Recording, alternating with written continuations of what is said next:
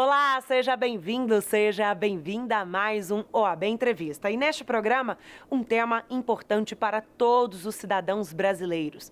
Vamos falar sobre o direito eleitoral e a reforma política. A Ordem dos Advogados do Brasil, através da Comissão Especial de Estudos da Reforma Política, rodou o país para discutir variados temas relacionados ao processo eleitoral brasileiro, como a adoção do sistema distrital misto, do voto impresso, de candidaturas avulsas e da cota de gênero. A OAB tomou a iniciativa de levar a discussão para os estados, já que hoje o debate sobre a reforma política está centralizado principalmente nos parlamentares. As audiências públicas aconteceram em diversos estados. Os trabalhos começaram na maior seccional do país, São Paulo. Centenas de participantes foram à OAB Paulista para a discussão, que ainda foi transmitida online. A OAB Ceará também recebeu a audiência pública e membros da advocacia e da sociedade civil fizeram questão de participar.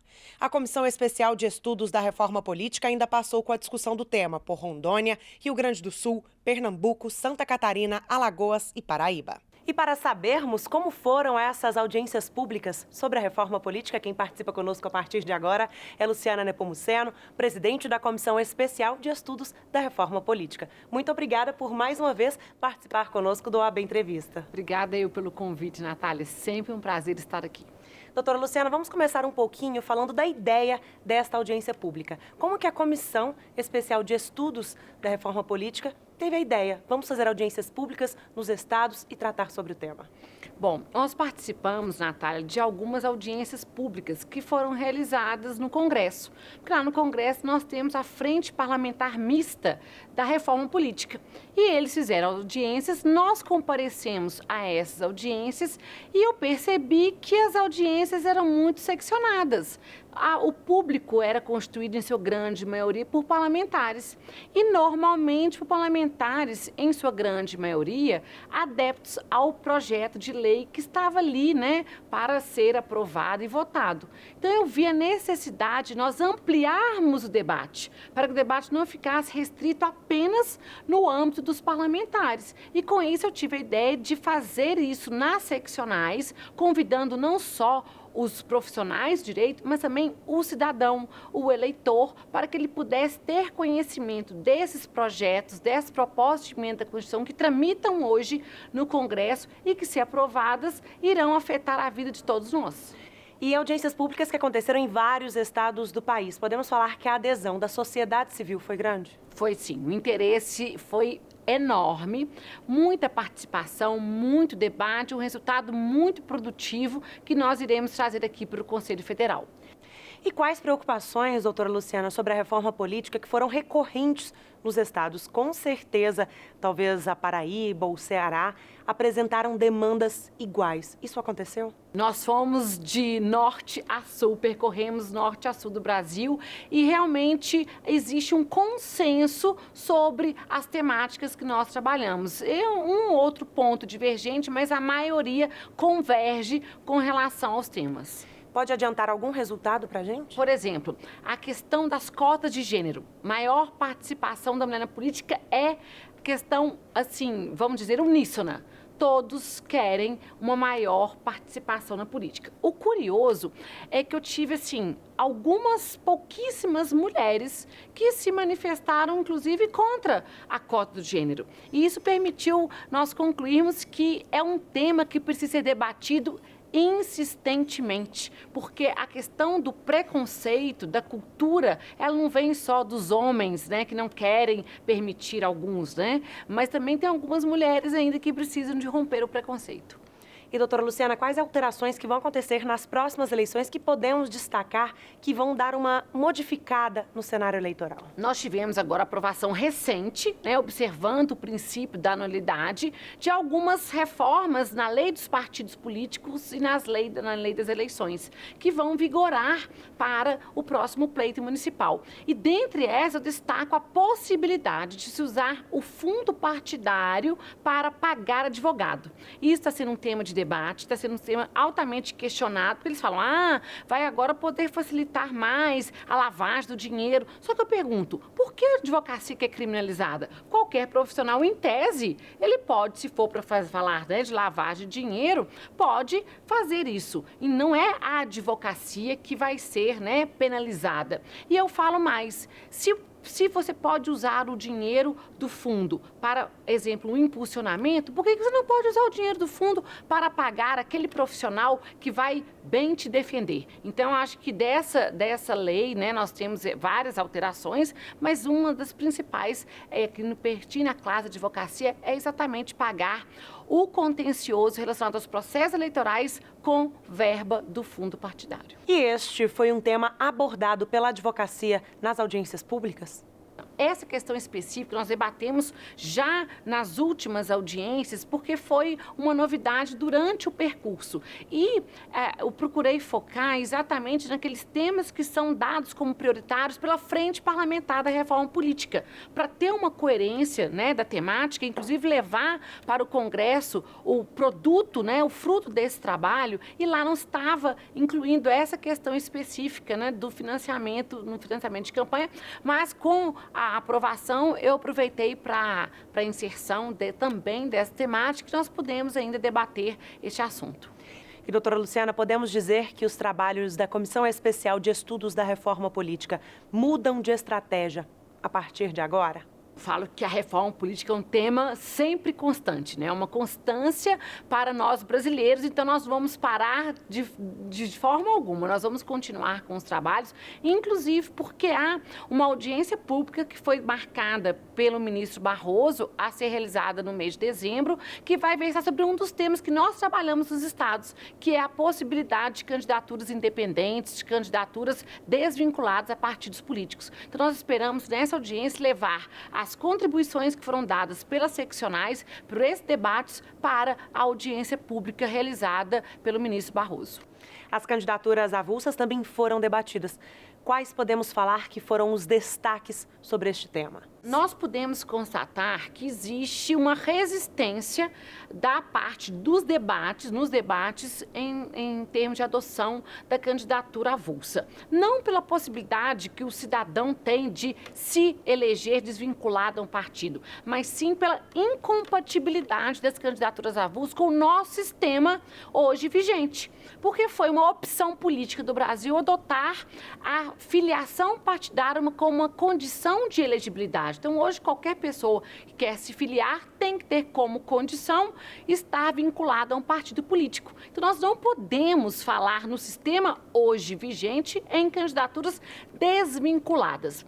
Mas aí a gente verifica que o cerne da questão não está na vinculação ou não a uma legenda, está na descrença que a população tem hoje com os partidos políticos, né? Que a descrença que tem com a falta de democracia no âmbito partidário. E isso, Natália, inclusive, foi uma das conclusões que nós tiramos na audiência, que o que a gente precisa, seja em termos de fortalecimento da mulher na política, seja em termos da própria ideia de candidatura independente, é fortalecer a democracia intrapartidária. E nós falamos até no comecinho do programa sobre a participação feminina na política, que foi uma pauta recorrente nas audiências públicas. De que forma a senhora acredita que podemos melhorar este cenário? Bom, primeiro volto no ponto, a democracia interna. No momento que nós tivermos maior número de mulheres na posição de líderes de partidos, eu tenho certeza que esse quadro vai mudar, porque aquela mulher com poder de direção no âmbito intrapartidário, ela irá olhar para outra mulher.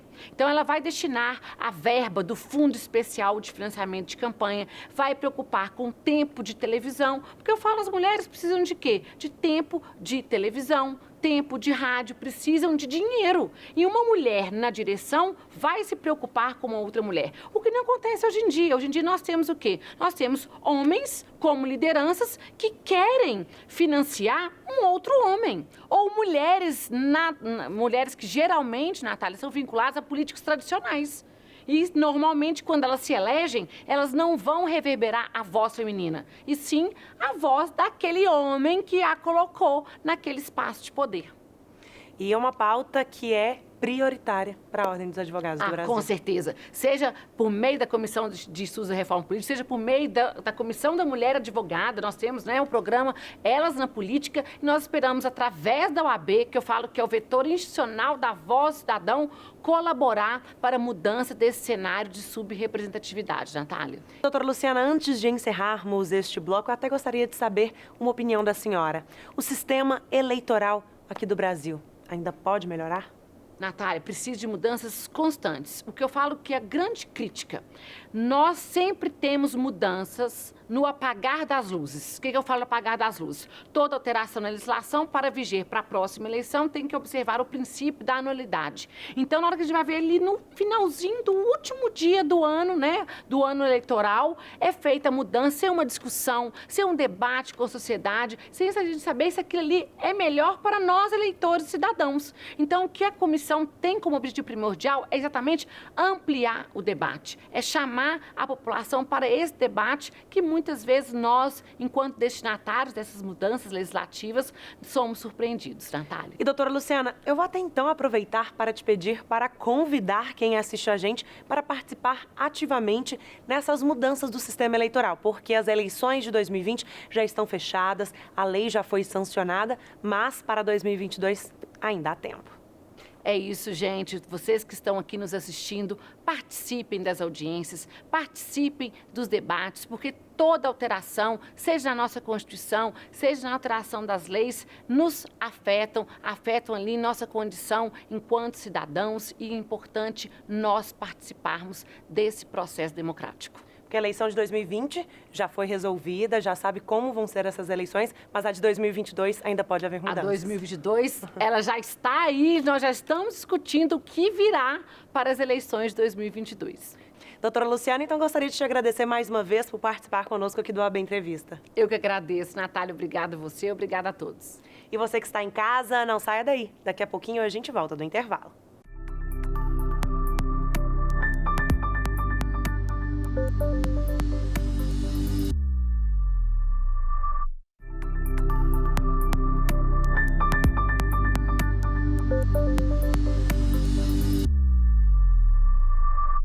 Estamos de volta com este OAB Entrevista, que estamos discutindo a reforma política nacional.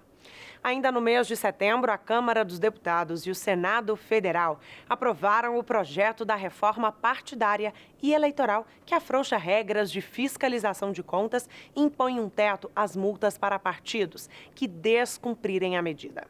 O texto seguiu para a sanção, mas houve 14 vetos do presidente da República.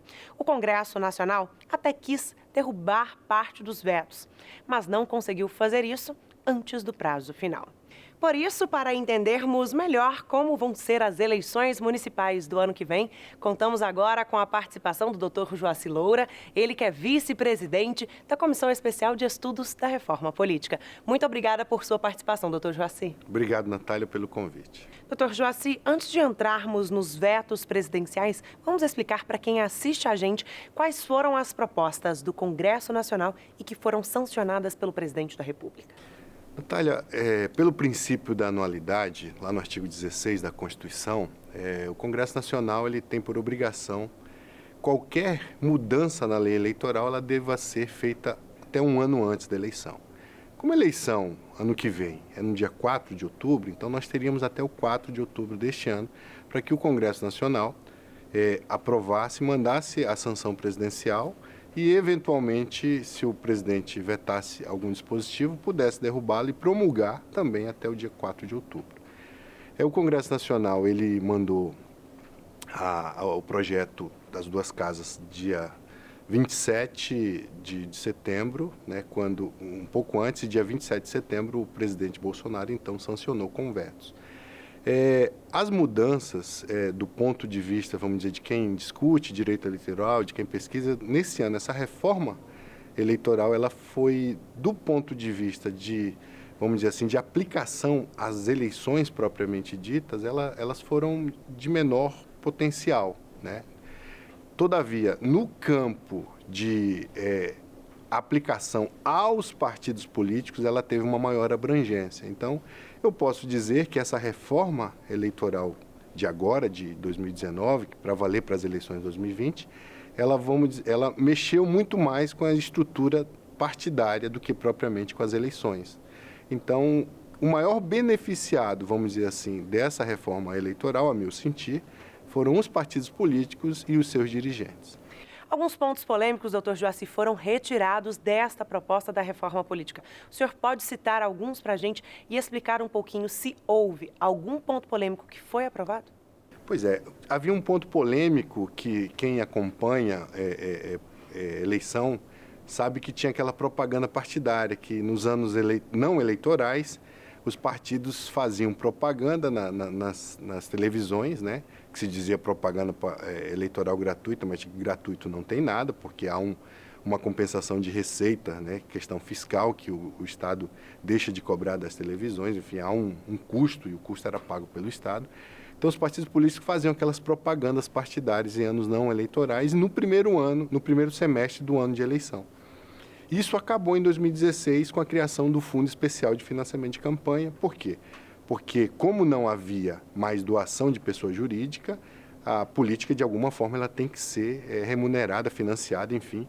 E aí se criou o Fundo Especial de Financiamento de Campanha, só que se retirou a propaganda partidária. Os congressistas, nesse ano, queriam que voltasse. Isso foi uma proposta enviada ao presidente que ele, a meu sentir, vetou de uma forma muito racional, porque não tem razão de ser propaganda partidária e fundo especial de financiamento de campanha, já que, havendo receita fiscal que vai ter que ser cobrado, como eu falei, não é propaganda gratuita, isso também impactaria de uma forma, vamos dizer, a ter um bis in idem sobre essa situação de um custo para a eleição. Então, esse era um ponto bem polêmico que o presidente entendeu por retirar, vetar, né? E não foi levado a efeito e tampouco o Congresso Nacional conseguiu fazer uma sessão conjunta para que fosse derrubado esse veto nesse sentido. Outro ponto também que tinha aí uma polêmica era a proposta de que os partidos políticos pudessem fazer prestação de contas, porque é obrigatório fazer prestação de contas, por qualquer sistema disponível no mercado, e não pelo sistema da justiça eleitoral, vamos dizer assim, o sistema oficial. Isso também foi derrubado e eu acho também com muito acerto. Por quê? Porque, vamos colocar aqui para o cidadão que está em casa entender, né? Seria a mesma coisa de se colocar nós, que todos os anos temos que fazer o imposto de renda, a gente não fizesse mais o imposto de renda pelo sistema oficial da Receita. Cada um fizesse pegasse um programa disponível no mercado e fizesse aí a apresentação à Receita Federal da nossa prestação, que tem que ser feita anual, né? E aí a Receita Federal, obviamente, não teria condição de aferir de forma, vamos dizer, racional, mais rápida, porque os sistemas seriam, né, vários. Então, acertadamente, isso para mim também seria uma proposta muito polêmica que acabou que o presidente também vetou. Doutor Joacy, vamos até esclarecer um pouquinho para quem está assistindo a gente. Então, o que pode mudar na prática para as eleições municipais de 2020? Pois já mudou alguma coisa em relação à sanção da Lei 13.877, né, de 27 de setembro de 2019, que é a reforma eleitoral para o ano que vem. Mudou, vamos dizer, do ponto de vista partidário, muito mais do que na aplicação nas eleições propriamente dita, né? Agora, por exemplo, lhe dou alguns exemplos, os partidos políticos poderão ter sede, não só... Pela legislação vigente, tinha que ser aqui em Brasília, a sede nacional. Agora não, vai poder ser em qualquer cidade do Brasil, desde que o faça na inscrição no cartório daquela cidade. Os partidos políticos poderão também se utilizar de aqueles, por exemplo, que não queiram receber fundo partidário, fundo especial de financiamento de campanha, vão poder renunciar isso, porque antigamente a legislação vedava a renúncia, mas isso vai poder ser feito, desde que o faça aí na primeira semana do mês de junho do ano da eleição. Então ele vai poder, falou, não quero fundo especial de financiamento de campanha, renuncia, e esse valor volta, então, para os cofres do Estado, né? houve também uma grande mudança, e para nós, advogados, era uma bandeira que se buscava, porque nós entendíamos que era uma injustiça o fato de não poder se utilizar de serviço de advogado especializado na matéria eleitoral, e isso não contar como um trabalho especializado e não contar como uma despesa eleitoral propriamente dita. Então, entrava geralmente no limite de gasto.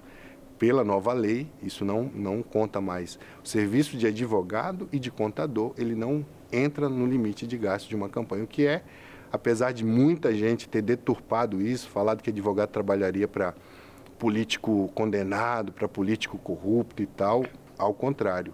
A lei diz que os advogados e os contadores poderão trabalhar especificamente para as campanhas eleitorais, para partido e para candidato. E esse trabalho não mais contará não entrará no limite de gasto, que foi excelente para a classe da advocacia. Um ponto que foi discutido para esta reforma política foi, inclusive, a lei da ficha limpa. Teve alguma alteração, doutor Joacy, nesta lei, ou tudo continua como já estava na última eleição? Pois é, uma lei da ficha limpa, uma bandeira, inclusive, que é nossa, da OAB aqui, né? A OAB sempre, junto com o movimento de combate à corrupção, lá nos idos de 2009, 2010, levantou essa bandeira e virou a lei, né, da ficha limpa, a lei complementar 135 de 2010, que de lá para cá, de alguma forma, tem sim retirado muita gente da política exatamente por esses desmandos, por condenações em segundo grau. E havia, na verdade, a meu sentir, uma má redação de um artigo no que se referia ao momento. Na verdade, esse artigo ele se dizia mais a data que a pessoa, com relação à idade, para que ela tomasse posse. E aí a forma como foi redigida, ela dava a entender que a aferição das causas de inelegibilidade e elegibilidade poderiam ser feitas até a data da posse, o que, na justificativa do projeto, não se dizia, mas dava a entender que, por exemplo, um candidato que fosse, vamos dizer, ficha suja e que disputasse eventual candidatura, ele tinha que estar limpo no momento da posse e não no momento do registro da candidatura, conforme determina o artigo 10, 11 da Lei 9.504. Isso não passou. Isso é exatamente para que não desse margem a essa discussão, a essa, vamos dizer, entendimento, né, deturpado em relação a isso, também foi vetado pelo presidente Bolsonaro. Então, não há que se falar, a lei da ficha limpa está em vigência, não há mudança alguma, tal qual ela vige desde 2010. Doutor Joacy, então, para a gente encerrar a sua participação conosco aqui neste OAB Entrevista, gostaria de te pedir um recadinho para quem assiste a gente, porque é você, eleitor e eleitora, que vai decidir as próximas eleições, quem vai governar o seu município. Afinal, esta pessoa, este eleitor, esta eleitora, precisa saber, não é mesmo, doutor Joacy, o que mudou e o que não mudou. Precisa saber um pouco mais sobre a reforma política. Exatamente, esse eu acho que é o primordial, porque o maior ator de tudo isso é o eleitor, né? E o eleitor não pode, você que está em casa assistindo, você não pode ficar longe, você não pode ter ojeriza política. Platão já dizia, quem não gosta de política vai ser administrado por quem gosta. Nesse sentido que a OAB, através da nossa Comissão de Estudos da Reforma Política, fez audiências públicas em 10 estados brasileiros, inclusive em Rondônia, né? Então a gente aí, a OAB, através da comissão, dando a sua contribuição. Então você analise, verifique quais são os candidatos, porque teremos uma grande eleição ano que vem e o principal ator de tudo isso é você, eleitor, que deve sim se inteirar mais, saber mais quem são os candidatos para as próximas eleições. Muito obrigado pela oportunidade de a gente falar ao nosso programa e às pessoas que estão em casa. Doutor Joacy, a gente que agradece mais uma vez a participação aqui no OAB Entrevista. Muito obrigado. Vamos conferir as principais mudanças nas eleições municipais de 2020? O que muda? Fim das coligações proporcionais, ou seja, os partidos devem indicar uma lista própria de candidatos a vereador. Criação da cláusula de barreira. Os partidos precisam alcançar uma porcentagem mínima de representação no Congresso Nacional para terem acesso ao fundo eleitoral e à propaganda eleitoral gratuita no rádio e na TV. Número de candidatos. Agora existe limite no número de candidatos a vereador a serem lançados.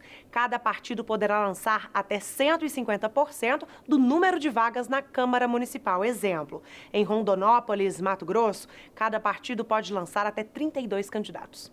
Fim das comissões provisórias. Isso quer dizer que todos os partidos devem ter, obrigatoriamente para as próximas eleições, constituído os diretórios municipais.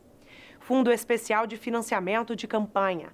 Esta regra já estava vigente nas eleições de 2018, mas a eleição do ano que vem será a primeira que vai contar com financiamento público das campanhas. Domicílio eleitoral. O tempo de exigência para o candidato residir no local diminuiu. Quem quiser concorrer a vereador, por exemplo, precisa possuir domicílio eleitoral pelo prazo mínimo de 6 meses na cidade. Antes, era de 1 ano. Quer rever este ou outros programas que já fizemos especialmente para vocês? Vai na nossa página no YouTube. Para sugerir um tema, uma pauta para o nosso próximo OAB Entrevista, é pelo WhatsApp. DDD 61, telefone 999-194731. Fico esperando a sua mensagem. E espero também você seguir a gente nas redes sociais. Tchau, tchau e até o próximo programa.